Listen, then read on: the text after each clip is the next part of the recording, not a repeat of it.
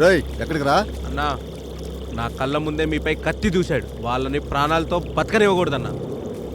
వద్దురా వద్దు. మనకు కావాల్సింది ఆవేశం కాదు, ఆలోచన. నన్ను ఆపకన్నా. నాలో ఆవేశం మరిగే రక్తం వాళ్ళ చావును కోరుకుంటుంది. వాళ్ళు దొంగ దెబ్బ తీయడానికి అలవాటు పడ్డారు. మనం ఎదురు దెబ్బ తీద్దాం.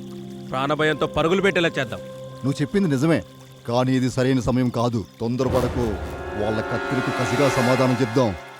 మన కత్తులు పదునేంటో రుచి చూపిద్దాం. అంతవరకు ఇక్కడ జరిగినది ఎవరికి తెలియనీయకు. పెద్ద ఆయనకి ఈ విషయం తెలిస్తే బాధపడతాడు.